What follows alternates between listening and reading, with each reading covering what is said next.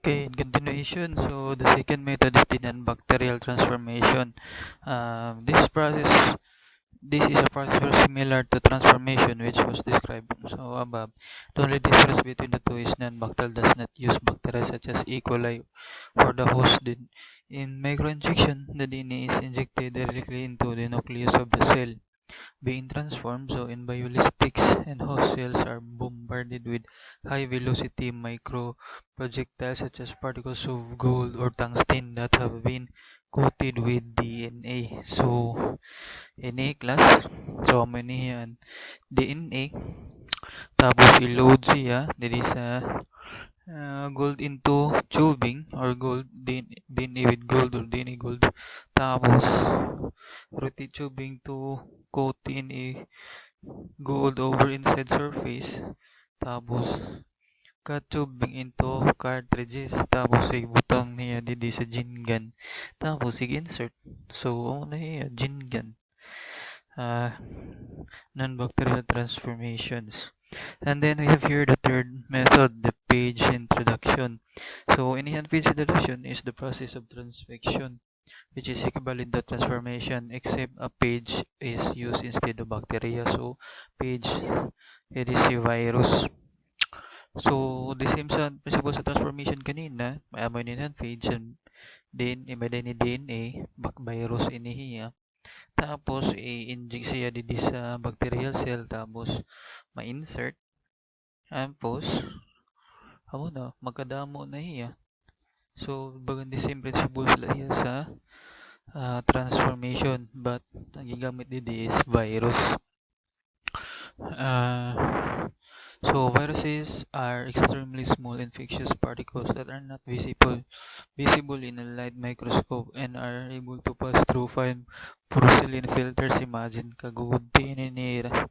So they exist in a huge variety of forms and infect practically all living systems. Animals, plants, insects, and bacteria, even bacteria, mapektuhan gyapsan virus. All viruses have a genome. Typically only one type of nucleic acid, but it could be one or several molecules of DNA or RNA, then which is surrounded by protective stable coat capsid and sometimes by additional layers, which may be very complex and contain carbohydrates, lipids, and additional proteins. So the viruses that have only a protein coat are named naked or non-enveloped viruses.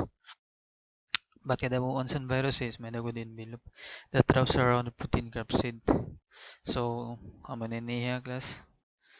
Um, di ba ngayon, may na ni often we refer to them as pages. So the word bacteriophage means to eat bacteria and is so called because virulent bacteriophages can cause the complete lysis of susceptible bacteria culture. So, niya class? Virus. So, ang pinakauna na method is the transformation. So, use on bacteria. Next is gene gun. Then, third method is the virus. Then, we have here the gene and DNA cloning. So, may dahil ni procedure para yung basahon paano man pag-clone ng DNA. So, kamo na lang ni pagbasa. Then, polymerase chain reaction. So, PCR. It is pinaka-contrarian is another way of making many copies of specific section of DNA without the need for vectors or host cells through polymerase chain reaction. So pagpadamo sa niya DNA na niyo karuyag or sa aton karuyag na padamuon. So the DNA to be copied, the template DNA is mixed with two base pair primers complementary to the end of the template DNA nucleotides and a version of DNA polymerase known as the Tau polymerase. So this enzyme is stable under high temperatures and is obtained from the thermophilic bacterium Thermus aquaticus. The process involves the repetition of 3 steps. So many yan 3 steps. Then may any procedure kung paano padam or pagkanda kaning polymerase chain reactions. But sad to si waray kita ito na mga gamit. So ini nila na procedure naton bawasahon amo naton kuhaan idea. Then we have here the DNA sequencing. So pares isa na sa igbaw, may daki di strand of chromosomes tapos isi-sequence siya. So i-broken into fragments, then the short fragments serve as templates. Then to be sequenced or prime with a short fragmentary prime short segments of DNA to be sequenced or prime with a short fragmentary primer reaction divided into 4 batches, then each reaction contains different halting mononucleotide. So, pag inihiya na nucleotide na naman, AGTC, kamo yun yung magpa-stop halting nucleotide ini. Then each replication continues until the halting nucleotide incorporation. Tapos gel electrophoresis. So, what is gel electrophoresis? Is a technique used to separate DNA fragments according to their size. Then DNA samples are located into wells or indentations at one end of a gel, and the electric current is applied to pull them through the gel. Imagine, kagudti ini. DNA fragments are negatively charged, so they move towards the positive electrode. So, aman gel electrophoresis. So, for more information ini, just go to YouTube. May DNA yung mga animated na discussions gel electrophoresis.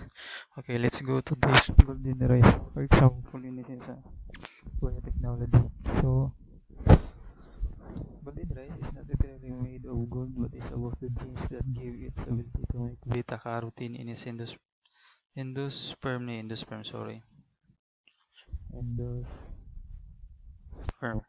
And it mostly comes from the daffodils or carrots and a bacterium called Erwinia euridivora. So, since as recap sa atong discussion kanina, so ang golden rice dili iya gold, but gamay din na iya ability nga parang himo din carotene.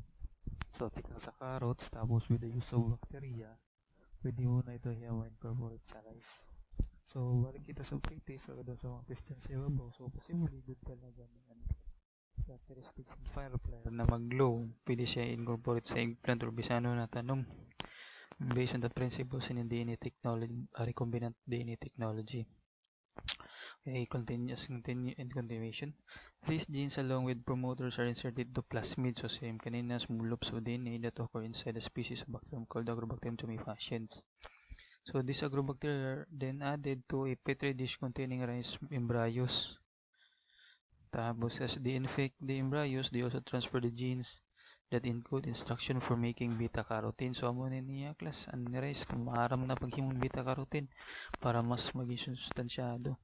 Then transgenic rice plants must now be crossed with strains of rice that are locally grown and are cited to a particular regions or climates and growing conditions. So inihiya golden rice usually gikuha ni siya sa mga lugar na baga may mga malnutrition para ang rice diri gud la carbohydrates miliha dagbot may dagya beta carotene.